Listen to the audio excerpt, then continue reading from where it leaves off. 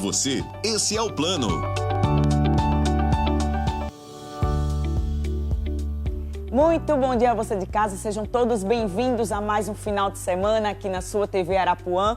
Muito feliz em estar em sua companhia por mais um final de semana, tentando levar o que há de melhor e de informação para a sua saúde. E a partir de agora você vai conferir o que a gente vai ter na edição de hoje. Do que você tem medo? Uma pesquisa sobre saúde mental revelou que este foi o sentimento mais comum durante a pandemia. Aqui no estúdio a gente conversa com especialistas sobre o assunto. A gente também foi às ruas para saber do que as pessoas têm mais medo. E tem coisa melhor do que uma massagem relaxante depois de um dia estressante de trabalho? Vamos conhecer os benefícios dessa prática. Seja bem-vindo, o Saúde Você está no ar.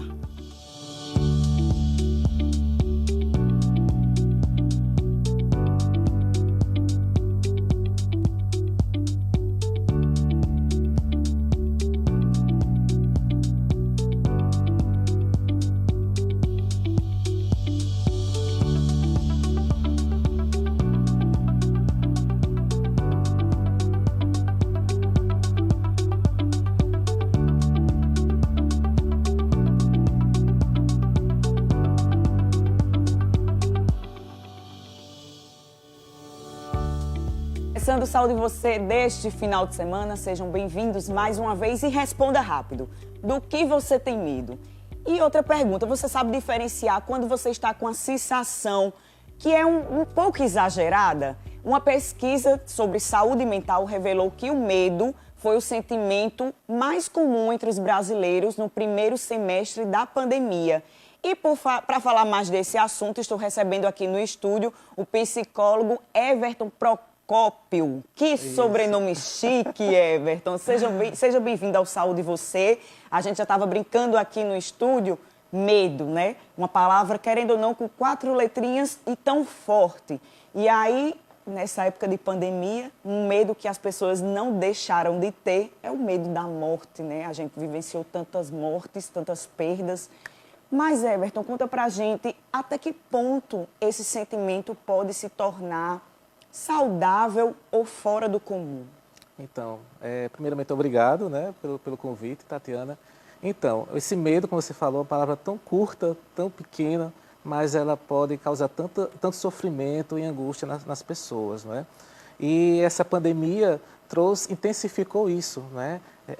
Essa questão do medo, o medo da morte, fez as pessoas lembrarem da sua finitude, né? Da finitude da vida, da sua vulnerabilidade, e passando aquela ideia, aquele pensamento, qual o sentido da vida? O que é que me faz, qual é o meu propósito de vida?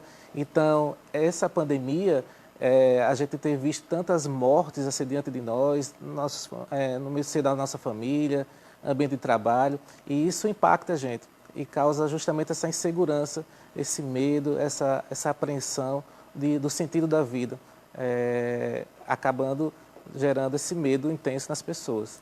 E aí você falou uma palavra interessante agora sobre intensidade. As coisas estão voltando ao normal, podemos dizer assim, começando, né, rastejando para o normal. E aí as pessoas estão vivendo como se não houvesse o amanhã. Principalmente quem gosta de, por exemplo, uma festa. Vai para uma festa, quer tomar todas, quer aproveitar todas, sem saber, depois desse quase 2 anos preso dentro de casa, podemos dizer assim, quer viver como se não houvesse o amanhã. E eu acho que o importante da vida é a questão do equilíbrio, né? É a gente não deixar... Eu acredito muito na força do pensamento. E aí, quando a gente, por exemplo, um exemplo simples do dia a dia, acorda determinando que aquele dia vai ser excepcional, espetacular, que nada de ruim, a gente vai dar legalidade e abertura para se aproximar, assim acaba acontecendo. Mesmo assim, são para as outras coisas da vida, né? Isso, né? Essa questão gerou um efeito rebote, né? Dessa preocupação com amanhã, com a sua vida, do desfrutar a sua vida, e acaba tentando viver no aqui e agora o que poderia ser planejado, essa experiência, essa vivência. Então acaba gerando, nesse momento, assim, eu quero fazer tudo agora, porque eu não sei o dia de amanhã, eu não sei o que é que vai acontecer amanhã, então acaba gerando um estado de ansiedade na pessoa, dessa antecipação de uma ameaça futura, de um risco de vida amanhã. Então, vou fazer hoje, porque hoje é o que eu tenho. Então, o que eu tiver de fazer, vou fazer logo aqui e agora. Eu costumo dizer muito que a vida é agora. Claro que tudo no equilíbrio. E um exemplo, trazendo até aqui para o nosso cotidiano, para a nossa conversa, a gente falando sobre o medo, como foi falado no início, muitas pessoas têm medo da morte, por exemplo. E a gente teve um caso recentemente de grande repercussão, que foi a morte de Marília Mendonça. E aí a gente vendo, para algumas pessoas que observaram, o último vídeo que ela postou no Instagram, ela estava cuidando do corpo, se amando mais, cuidando muito da alimentação. Uma coisa que a gente às vezes até vê besta, que é abrir mão de tudo da nossa vida, às vezes até de comer coisas gostosas, coisas que vai nos trazer prazer, nem que seja momentâneo, que é a questão da comida, em questão de cuidar tanto de corpo, né?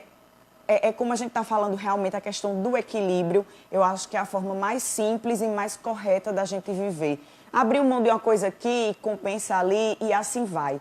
E aí, quando se trata de medo, a gente liga muito ao termo fobia. E aí, existe alguma diferença entre medo e fobia? Sim, existe, né? A fobia, ela é um medo, só que é um medo persistente, recorrente e exagerado. Exagerado, que a gente chama de um medo já irracional. O medo em que a gente percebe que não há uma justificativa plausível para se ter medo naquela situação, em alguma coisa. Por exemplo, escuridão. A escuridão em si, ela não é algo que causa um prejuízo. Sim. Mas a interpretação que ela faz dessa escuridão e esse medo intenso, recorrente, acreditando que aquilo ali vai causar algum dano para ela, então começa a gerar um quadro fóbico e de um transtorno aí de ansiedade também. E aí liga a muita coisa, né, o medo, a questão da ansiedade, a questão da própria depressão, né, tudo está interligado na nossa mente. Eu costumo dizer que o nosso cérebro realmente é a parte mais complexa de se trabalhar, de se entender no nosso corpo, né? Exato, né? O medo, ele é uma emoção natural. Sim. Até saudável, todas as emoções são saudáveis. Irracional, podemos dizer, né? De repente ele chega e pronto. O medo ele pode ser tanto racional como irracional. Tá. Aquele medo racional é quando eu estou diante de um perigo iminente, real. Eu estou vendo algo ali perigoso que pode atingir minha vida, minha integridade física. Então, eu tenho medo e esse medo ativa meu cérebro para enfrentar aquela situação ou fugir dela. E aí vem o medo também irracional, que é aquela interpretação que eu faço de uma forma disfuncional da situação. Tá. E aí, uma coisa interessante, por que a gente sente medo? O que é que acontece dentro da gente para sentir esse termo tão forte, medo? O medo, porque acontece? Primeiro, porque é uma emoção, faz parte do ser humano, e é um mecanismo de defesa nosso. Então, é uma forma é como aquela lâmpada que surge no painel do carro, alertando que tem alguma coisa fora do normal. Uma lâmpada muito comum, que inclusive todo mundo está passando agora, é a da gasolina, né? Com medo de ficar no prego.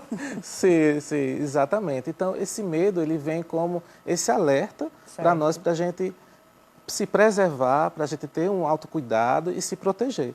Então, por isso que nós temos medo, faz parte dessa máquina perfeita, né, da engenharia do cérebro, né, que nos ativa diante de uma situação que a gente considera perigosa, para que a gente possa se preparar para lidar com a situação. E aí, você falando de se preparar, como é que a gente pode ter um equilíbrio e administrar essa questão do medo?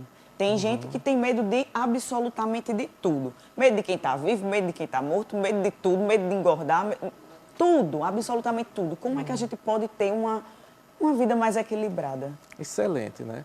A gente costuma dizer que não é a situação que provoca, que adoece o homem, mas sim a maneira como eu interpreto a situação, como eu percebo, a leitura que eu faço daquilo onde eu estou inserido naquele contexto. Então, ao você se deparar e sentir medo, você olha para aquela situação e diz assim, tem evidências de que essa minha preocupação, de fato, vai acontecer? Que provas eu tenho? Que esse perigo que eu acredito que vai acontecer comigo, de fato vai acontecer? Qual as chances, a probabilidade disso acontecer? É pensar no que está pensando. é escutar o seu medo, né? O que me levou, me motivou a ter esse medo? Que fragilidade está me revelando, né? Então, essa busca de escutar o seu medo, então você vai começar a entender e ter um equilíbrio melhor e um autocontrole das situações que lhe amedrontam. Aprender a administrar realmente, principalmente de acordo com o desconhecido, né? Que foi o que a gente vivenciou tanto de 2 anos para cá. A gente não sabia, jamais imaginávamos que estaríamos aqui hoje voltando as coisas ao normal, porque foi tudo tão amedrontador que a gente realmente tem medo, podemos dizer que temos medo do futuro, né? Temos receio. E aí, se tratando de crianças, como é que os pais ou as pessoas que convivem com as crianças podem administrar essa questão de medo, podem identificar que tem algo de diferente nela, por exemplo, e começar a trabalhar isso? Então, com a criança, a gente percebe uma mudança de comportamento dela. Então, antes que ela tinha uma certa forma de lidar com as situações no dia a dia, então a gente começa a perceber uma mudança de comportamento dela. Ela passa a ficar mais calada, ela tem dificuldade para dormir, de se alimentar, não está com fome, não tem fome, né? Às vezes fica hiperalerta, hiperativa. Então, observar essas mudanças de comportamento, o padrão de comportamento da criança e conversar com ela na linguagem dela, né? Olhar no olhinho dela, cada faixa etária tem uma linguagem apropriada para lidar e a principal forma dela se comunicar é através da brincadeira, através do lúdico. Então, chama a criança para brincar, traz papel, traz caneta, traz pincéis, vai pintar com ela, vai brincar com ela, pede para ela contar como foi seu dia, desenhar uma história que ela gostaria de contar. Então, através dessas estratégias lúdicas, a gente vai poder comunicar com a criança e poder entender o sentimento que ela está ali expressando. Sim, e aí, se sentir uma dificuldade, os pais podem procurar realmente, devem procurar realmente um psicólogo mais para a área pediátrica, que aí está voltado diretamente para essa parte, né? Um psicólogo infantil. O psicólogo infantil, no caso, é o mais apropriado, quase não sai. O R quando engole. E aí, gente, a nossa equipe foi até as ruas da nossa capital para saber das pessoas do que elas costumam ter medo, geralmente. É o que a gente vai conferir agora. Qual o maior medo do senhor? Eu não tenho medo. Eu tenho medo de ter medo. Eu não tenho medo, não. De nada. Principalmente assim, a gente jovem, muitas incertezas, não sabe bem. Eu já estou terminando o superior, mas ainda não sei exatamente como vou seguir nisso, se vou fazer outra coisa. O meu maior medo, acho que é perder meus filhos, né? Pois é, e aí, algumas observações a gente viu aí, né? Algumas pessoas comentando do que elas têm medo. E aí uma frase que eu escuto muito no nosso dia a dia, Everton, é a questão do medo de ter medo. Muitas pessoas dizem isso, né? Só que eu acho que não é bem por aí. No fundo, se você catucar, se você escavacar, vai encontrar algum tipo de medo. Seja algum medo que foi da infância e reflete na vida adulta ou na própria vida adulta, né? Sim. Essa questão do ter medo do medo é bem comum nos quadros de síndrome do pânico, né? Da questão do pânico, que é esse medo do medo. E interessante, Tatiana, que o medo, ele surge com a minha percepção que eu tenho de não conseguir controlar situações. Eu quero estar no controle das coisas, eu quero estar no controle das situações. Então, essa fala, dizer se ter medo, é porque é uma necessidade de estar sempre controlando as situações e tudo em sua volta. Então, esse medo ele passa muito pela minha percepção, pela minha interpretação das minhas capacidades de lidar com situações novas, de lidar com situações desconhecidas.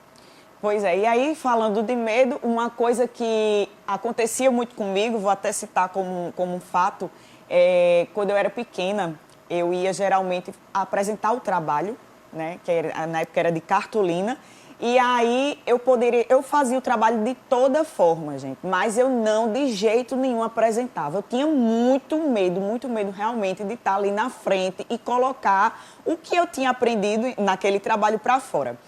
Isso se refletiu para a vida adulta, de certa forma, porém eu acabei enfrentando esse medo e hoje eu estou aqui, entendeu? Acabo falando para um público, só que aí se torna um pouco diferente, porque aqui eu estou falando com você de casa, estou numa câmera exatamente, estou conversando com você, a gente está tirando as suas dúvidas, só que quando eu vou fazer uma palestra, por exemplo, é aquele frio na barriga, é aquele medo, a gente não deixa de ter medo. Seja um medo bom, podemos considerar também um medo uma coisa boa, uma coisa gostosa, uma ansiedade gostosa, de certa forma, até que se torne prejudicial. Aí tem que ter um pouco mais de cuidado, né? E as pessoas que têm medo de falar em público, principalmente numa entrevista de trabalho, ou em qualquer outra coisa, por exemplo, no meu caso era palestras, eu já vi gente até que fica toda empelotada, né? O físico acaba influenciando. Como é que essas pessoas podem administrar isso? Então, é muito comum, isso a gente receber até em consultório, esse medo de se apresentar, medo de ambientes públicos. Então, é uma necessidade de agradar a todos. É uma necessidade de ser aceito, necessidade de aprovação. É um medo do que o outro está lhe avaliando. É o medo da avaliação do outro, do quanto eu estou tendo um bom desempenho. E aí a gente orienta, aconselha para que não se foque na avaliação do outro, porque você não tem o controle do agrado de ninguém. Mas sim você se centrar na sua fala, de você treinar o que você vai dizer, ensaiar de você se concentrar no que vai falar, respirar fundo.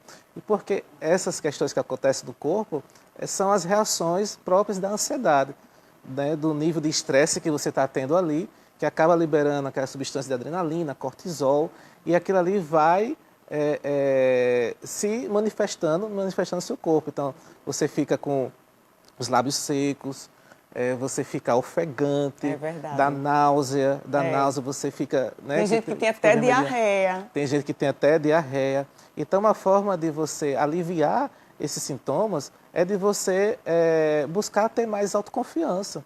Mais autoconfiança, de você se preparar para aquilo que se propôs a fazer. E também, no caso de uma apresentação, de uma palestra, não confiar 100% na sua memória. Exato, era isso que eu ia comentar. O que acontece muito em mim quando eu estou palestrando, eu tenho todo o assunto na minha mente. De repente, o que eu vou falando, o que eu falar agora, se eu parar para raciocinar, eu já não lembro mais.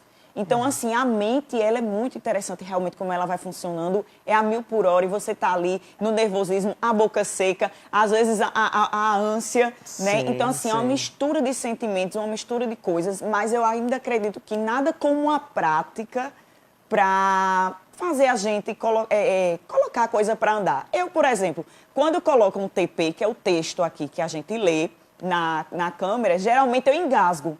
E no improviso, eu acabo, digamos que, desenrolando mais. Então, assim, tem detalhes, tem coisas que a gente vai conhecendo mais sobre a gente, né? Isso significa o quê? Autoconhecimento, autoconfiança. Você vai, a partir das suas experiências, você vai acumulando, você vai gerando mais essa segurança naquilo que você precisa fazer. Por isso, quem não tem ainda essa experiência, né, de você ensaiar.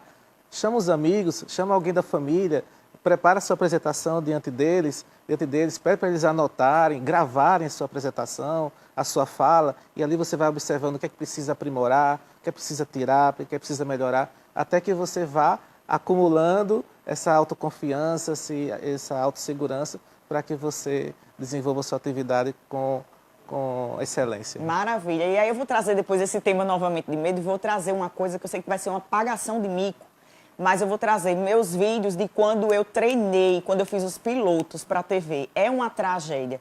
Mas aí mostra que eu, pelo menos, evoluí de alguma forma. E aí, gente, medo é o nosso tema aqui do Saúde e Você de hoje. Mas antes de conversar novamente aqui, a gente vai para um intervalo bem rapidinho e daqui a pouco a gente está de volta, eu te aguardo.